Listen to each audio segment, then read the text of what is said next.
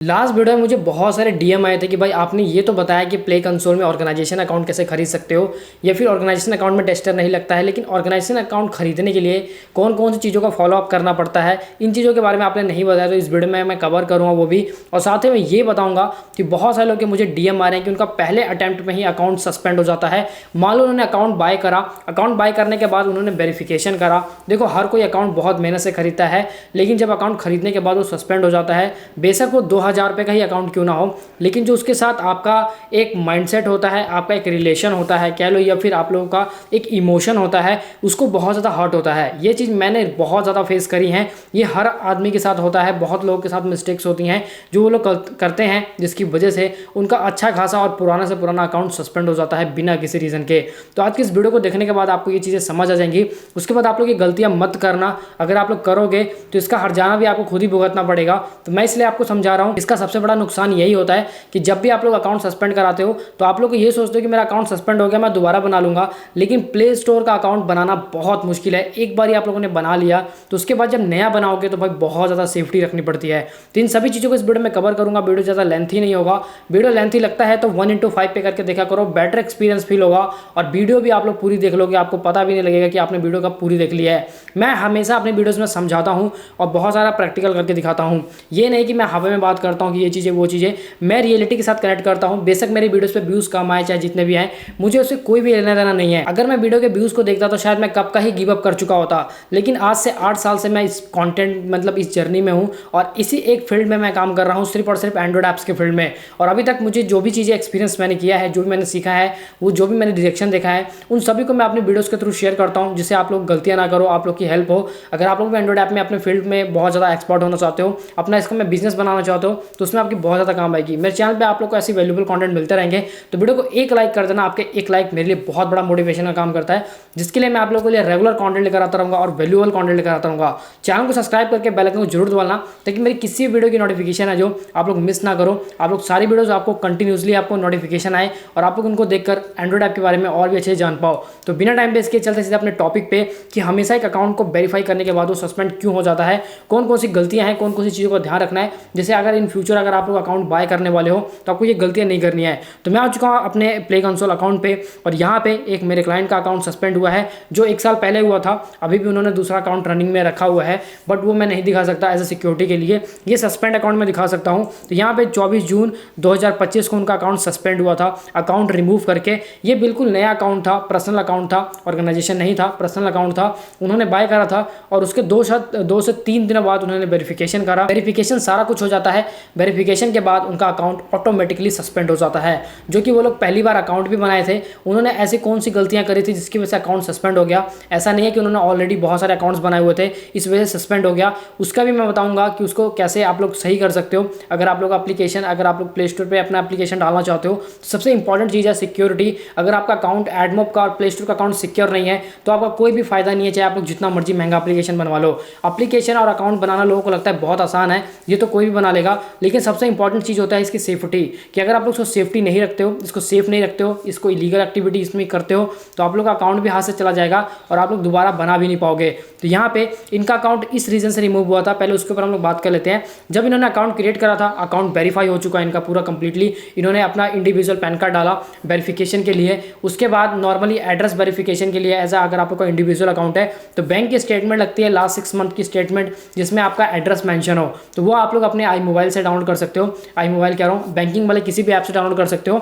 जो भी स्टेटमेंट आपको आएगा उसमें आपका एड्रेस पूरा लिखा होना चाहिए, तभी आपका, और जो आपका डेवलपर नेम है, और वो मैटर नहीं करता। लोगों को लगता है कि भाई जो डेवलपर नेम में होगा वही आईडी प्रूफ में होना चाहिए, ऐसा बिल्कुल भी नहीं मायने रखता है। अगर आपका पैन कार्ड पे जो नेम है वही बैंक पे नेम होना चाहिए, ये मैच करना चाहिए, डॉक्यूमेंट आपके मैच करने चाहिए। बाकी डेवलपर अकाउंट से कोई लेना देना नहीं है कि आपका नाम अलग है या फिर किसी का है। अगर आप लोग 18 साल के नहीं हो, अगर आप लोग मान लो 16 साल के हो, 17 साल के हो, या फिर कह लो 18 साल के भी हो, अगर आपका पैन कार्ड नहीं बना है, आपका बैंक अकाउंट नहीं खुला हुआ है, तो आप लोग अपने घर में किसी का भी यूज़ करके उसको रनिंग में रख सकते हो। या तो अपने फादर, मदर, सिस्टर या फिर बड़े ब्रदर का किसी का भी आप लोग पैन कार्ड और बैंक स्टेटमेंट डाल के अपना अकाउंट वेरीफाइड करवा सकते हो, कोई दिक्कत नहीं आएगा। अकाउंट वेरीफाइड तक इनका बिल्कुल अकाउंट ठीक चल रहा था। अकाउंट वेरिफिकेशन के बाद 2 दिन बाद इनको एक मेल आता है कि आपका अकाउंट है जो टर्मिनेट हो गया है बिना किसी रीजन से। इसके पीछे रीजन क्या था मैं आपको बताता हूं।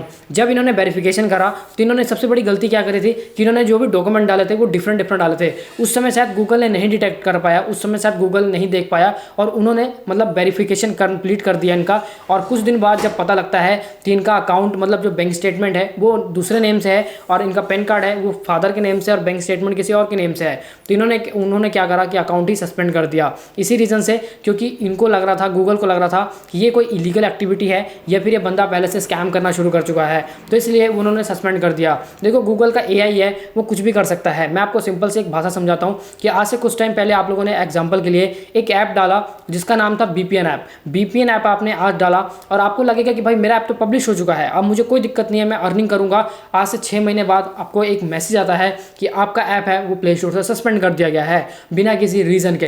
तो आप लोग भी भाई कंफ्यूज हो जाओगे कि ऐसा क्यों है। अगर सस्पेंड करना ही था गूगल को तो वो पहले ही कर देता। आज मेरे ऐप पे ऑलरेडी 1 लाख डाउनलोड हो चुके हैं, मैंने बहुत ज़्यादा गूगल ऐड चला दिया है और मेरा ऐप सस्पेंड हो चुका है। तो ऐसे करके भाई गूगल का कुछ भी नहीं पता, उनका एआई सिस्टम बहुत ज़्यादा स्ट्रिक्ट हो चुका है अभी के टाइम में। अगर उसको पता लगता है, थोड़ा भी अगर डिटेक्ट करता है कि आप स्पैम कर रहे हो या फिर आप लोगों ने कुछ मिसलीड करा है, वो तुरंत आपके अकाउंट को टर्मिनेट कर देगा।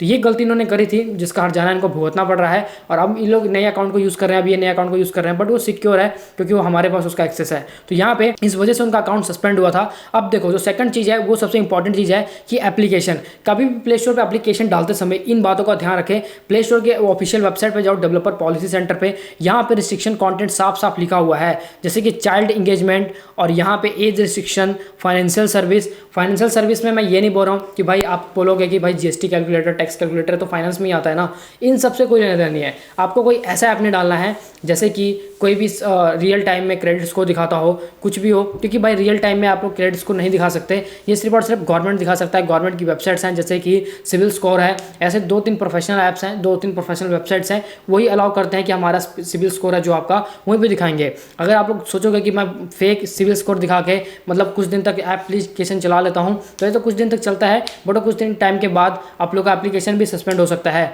ऐसा नहीं है कि आप लोग का एप्लीकेशन सस्पेंड ही हो जाएगा 100% है, आपको बहुत सारी चीज़ों को ध्यान में रखना पड़ता है, तब जाके आपका अकाउंट सिक्योर रहता है। तो इस चीज़ का खास ध्यान रखना। उसके बाद real money gambling game and contents. देखो मैं आप लोग को हर वीडियो में बताता हूँ कि कभी भी आप लोगों को गैम्बलिंग वाले ऐप्स नहीं डालने हैं, सट्टे वाले ऐप नहीं डालने हैं, और आप लोग अर्निंग ऐप के पीछे मत भागा करो। अर्निंग ऐप में कोई भी स्कोप नहीं है, मैं ऑलरेडी बता चुका हूँ, बार बार ही अपनी हर वीडियो में बताता हूँ कि अर्निंग ऐप मत बनाओ, लेकिन आप लोग के दिमाग में बात पड़ती नहीं है। मुझे नहीं समझ आता कि आपको अर्निंग ऐप में दिखता क्या है। लोगों को लगता है कि मैं अर्निंग ऐप दिखाऊंगा लोगों को तो लोग इसे अट्रैक्ट करेंगे, लोग मेरे ऐप को यूज़ करेंगे, उसमें मैं रिवॉर्ड दूंगा, उनसे पैसा कमाऊंगा, डबल कमाऊंगा। ये सारी चीज़ें ज़्यादा दिन तक नहीं चलती हैं। जब तक गूगल को नहीं पता है, जब तक वो डिटेक्ट नहीं करता है, तब तक ही है।